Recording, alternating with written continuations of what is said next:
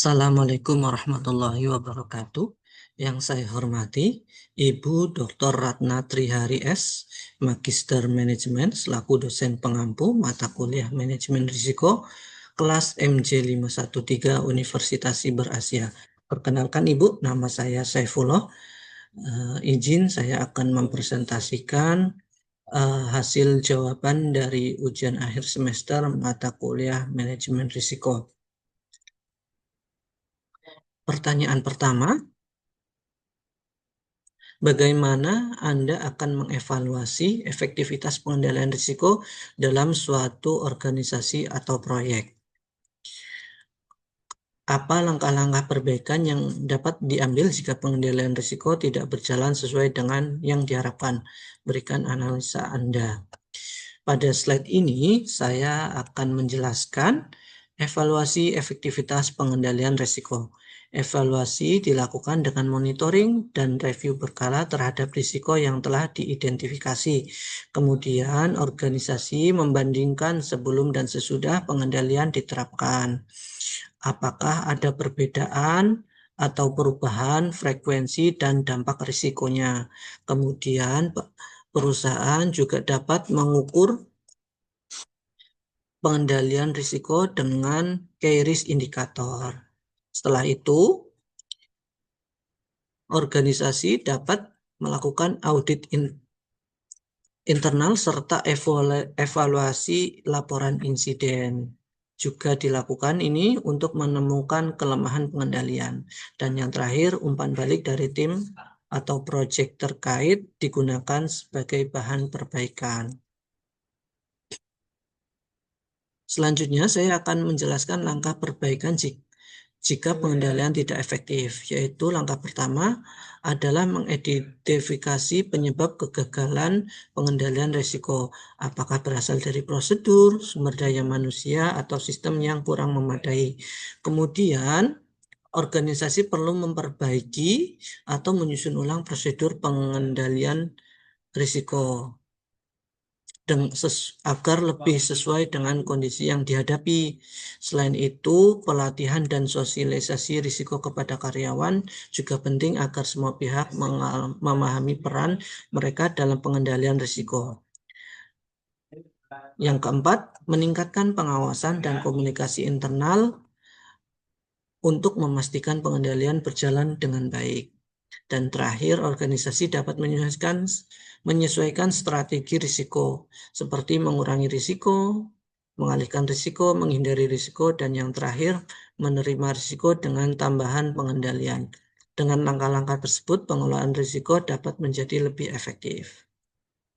Lanjut ke soal nomor 2, berikan analisa Anda mengapa sangat penting bagi organisasi untuk meningkatkan kesadaran risiko di antara karyawan dan anggota tim. Berikan contoh inisiatif konkret yang dapat diambil oleh manajemen untuk meningkatkan kesadaran risiko di seluruh organisasi. Pentingnya kesadaran risiko dalam organisasi pasti ini sangat penting karena karyawan kan terlibat langsung dalam aktivitas operasional sehari-hari. Banyak risiko muncul akibat kesalahan manusia dan kelalaian. Sehingga kesadaran risiko dapat membantu mencegah masalah sejak dini, membentuk budaya organisasi yang proaktif, serta meningkatkan efisiensi keamanan dan keberlanjutan organisasi. Contoh konkret inisiasi yang pernah diterapkan di kantor kami adalah pelatihan pemadaman kebakaran dengan alat pemadam api ringan. Pimpinan kantor mengundang petugas damkar untuk memberikan simulasi penanganan kebakaran, sebuah risiko yang mungkin saja kami hadapi di kantor. Dengan ini diharapkan para pegawai dapat mempersiapkan diri dan kemampuan untuk memadamkan api sehingga kebakaran tidak meluas. Selanjutnya, pertanyaan ketiga, jelaskan konsep benchmarking risiko dan bagaimana hal tersebut dapat digunakan dalam pengukuran risiko dan berikan contoh cara organisasi dapat memanfaatkan informasi benchmark untuk meningkatkan manajemen risiko mereka. Oke, benchmarking risiko adalah proses membandingkan tingkat risiko, metode pengendalian, dan kinerja manajemen risiko suatu organisasi dengan organisasi lain yang sejenis atau dengan standar terbaik di industri, dengan tujuan untuk mengetahui sejauh mana efektivitas pengelolaan risiko yang telah diterapkan serta mengidentifikasi kelemahan yang perlu diperbaiki. Dalam pengukuran risiko, benchmarking digunakan sebagai alat pembanding untuk menilai apakah tingkat risiko yang dihadapi organisasi masih dalam batas wajar atau justru melebihi standar industri. Organisasi dapat membandingkan indikator risiko seperti tingkat kecelakaan kerja, kerugian operasional, atau gangguan sistem dengan data benchmark. Maka menunjukkan perlunya, jika hasilnya lebih tinggi dari standar, maka perlu peningkatan pengendalian risiko.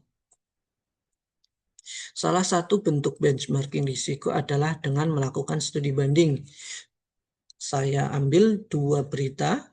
Yang pertama adalah BPR Bahtera Mas Kendari yang melakukan studi banding ke BPR Sleman dalam rencana penyelenggaraan ATM. Jadi kasus ini BPR Sleman sudah menyelenggarakan ATM. BPR Bahtera Mas Kendari ingin juga menerapkan fasilitas ATM. Yang kedua, karena Kota Bandung darurat sampah, Wali Kota Bandung, Bapak Farhan, dan Camat sampai harus belajar ke Banyumas, Jawa Tengah.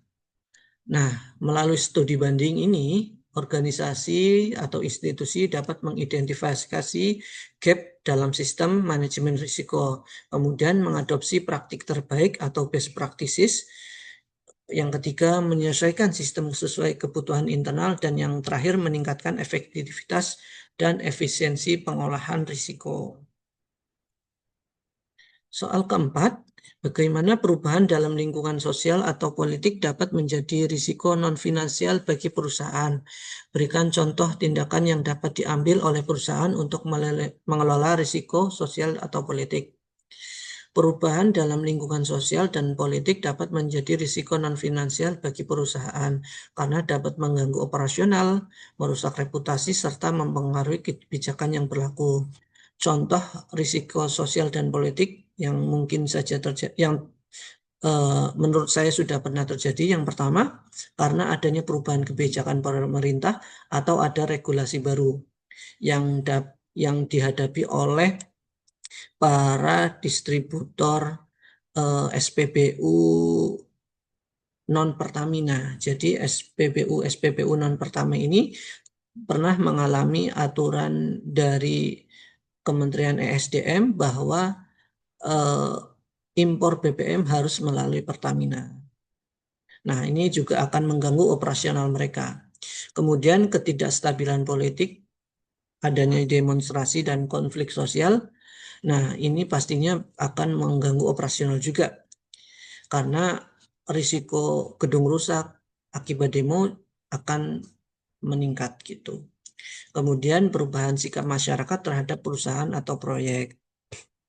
Nah, saya memberikan contoh viral diganggu preman dan disorot media asing, investasi BYD lanjut nggak? Jadi investasi BYD yang ada pada Kota Subang itu mengalami adanya gangguan yang dilakukan oleh oknum preman. Jadi sedikit kurangnya akan mengganggu operasional dari pembangunan pabrik BYD di Subang. Dan yang keempat, gangguan operasional dan reputasi perusahaan. Ini jelas reputasi Pertamina sempat mengalami penurunan akibat isu pertalit oplosan pemicu motor berbet. Nah, pengelolaan risiko sosial politik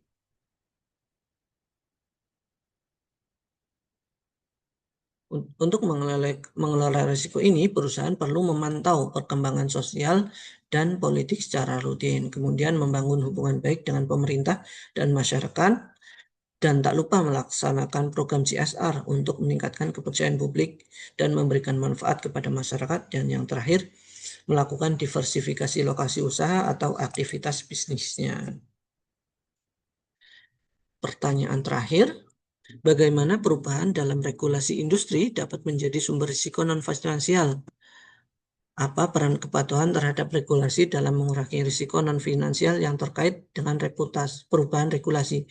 Berikan analisa Anda dengan terperinci.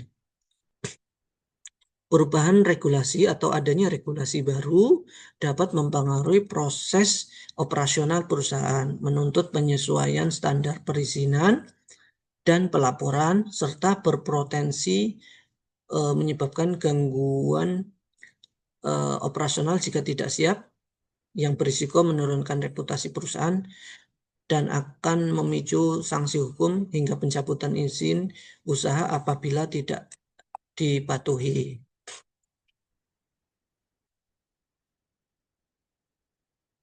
Perusahaan dapat mengurangi risiko regulasi dengan membentuk tim kepatuhan atau legal compliance. Peran kepatuhan dalam mengurangi risiko regulasi, organisasi dapat membentuk tim kepatuhan atau legal compliance. Kemudian memantau perkembangan regulasi secara berkala, kemudian mengantisipasi perubahan sejak dini, menyesuaikan kebijakan dan prosedur, dan yang terakhir serta memberikan pelatihan regulasi kepada karyawan. Baik, seperti itu, Ibu. Hasil paparan hasil jawaban ujian akhir semester yang saya susun. Mohon kiranya Ibu dapat memberikan tanggapan atau bimbingan. Terima kasih. Kurang lebihnya saya mohon maaf, Ibu. Wassalamualaikum warahmatullahi wabarakatuh.